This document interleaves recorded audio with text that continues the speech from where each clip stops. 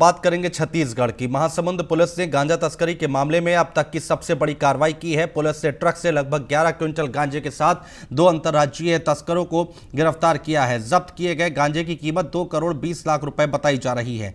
आरोपियों ने पुलिस से बचने के लिए ट्रक में सब्जियों के बीच में गांजे को छुपा रखा था, लेकिन पुलिस ने जब गाड़ी की बारीकी से जांच की तो 10-10 किलो के पैकेट में 11 क्विंटल गांजा मिला, जिसे पुलिस ने जब्त कर लिया है। और इस बड़ी कार्रवाई पर रायपुर रेंज आईजी ने महासमुंद पुलिस को नगद 20,000 रुपए इनाम भी दिए हैं।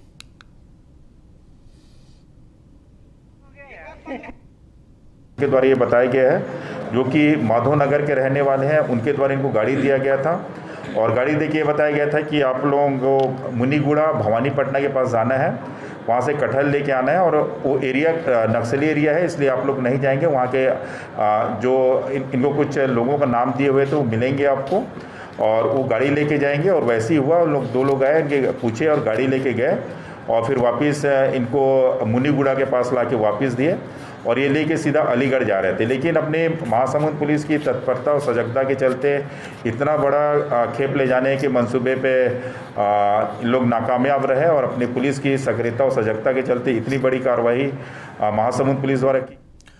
और मोदी आर्मी ने प्रदेश के भूपेश सरकार के खिलाफ वादा निभाओ अभियान के तहत आज भैंस को प्रदेश सरकार बनाकर कार्यकर्ताओं ने बीन बजाकर प्रदेश सरकार को जगाने की कोशिश की है। मोदी आर्मी का कहना है कि 17 जून को भूपेश सरकार के 2.5 साल पूरे होने जा रहे हैं। सत्ता में आने से पहले सरकार ने युवाओं से बेरोजगारी भत्ता देने का वादा किया था, लेकिन आज तक इस विषय पर कैबिनेट में कोई बैठक नहीं हुई है। इसलिए मोदी आर्मी भैंस के आगे बीन बजाकर अपना विरोध दर्ज करा रही है।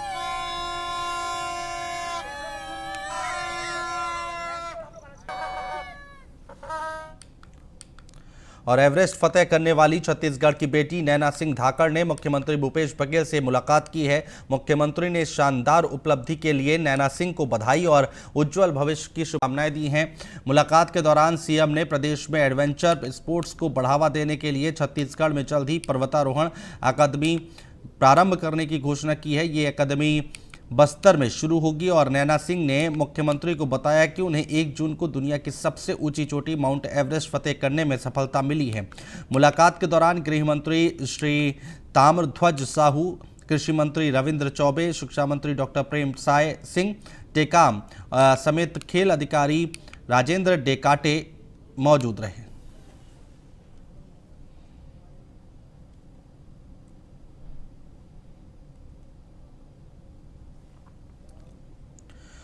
भूपेश सरकार के 2.5 साल के वादा खिलाफी के विरोध में छत्तीसगढ़ भारतीय जनता पार्टी की ओर से प्रदेश स्तर पर विरोध प्रदर्शन किया गया। इस दौरान भूपेश सरकार की ओर से शराबबंदी के वादे से मुकरना, किसानों को बोनस में छलावा, बेरोजगारी भत्ते के वादे से पीछे हटना, साथ ही कांग्रेस सरकार की ओर से अपने घोषणा पत्र में किए गए हर एक वादे से मुकरने के खिलाफ नारेबाजी की गई।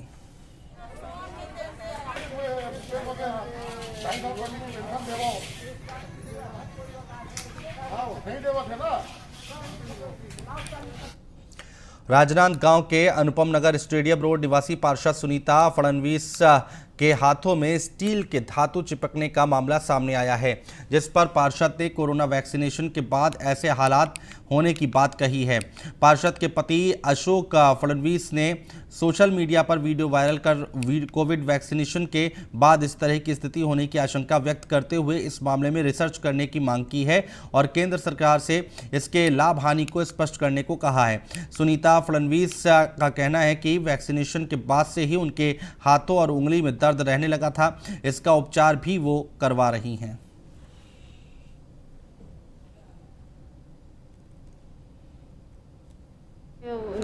1 तारीख को वैक्सीन लगाई हूँ, 1 अप्रैल को, और सेकेंड डोज है 28 दिन के बाद, सेकेंड डोज मई को लगाई हूँ।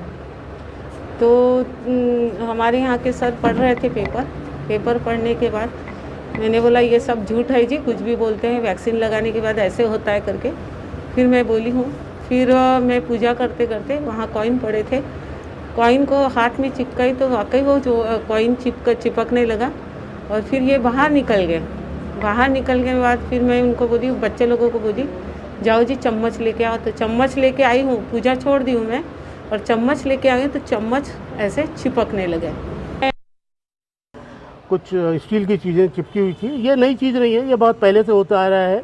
इसमें शरीर की जो बनावट है, जो स्किन की बनावट है, उस पर डिपेंड करता है कि कई की स्किन कुछ हेयरलेस रहती है, बिल्कुल हेयरलेस रहती है, जिसमें जो स्वेटिंग है जिसमें नमक की मात्रा ज़्यादा होती है, और शरीर छोटे छोटे कणों के द्वारा बना हुआ है, उसमें भी माइन्यूट इलेक्ट्रोमैग्नेटिक भी शक्ति रहती है। साथ साथ कुछ फ्रैक्शंस होते हैं, जैसे सिंथेटिक कपड़ा भी पहन लेते हैं तो उससे थोड़ा फ्रैक्शन होता है, तो उसके कारण भी ये मैग्नेटिक पावर स्किन में कोरबा में सरकारी स्कूली ड्रेस को नाले में बहाए जाने का मामला सामने आया है। ग्रामीणों की सूचना पर मामले का खुलासा हुआ। जब जांच की गई तो विकास खंड शिक्षा अधिकारी का बाबू दोषी पाया गया।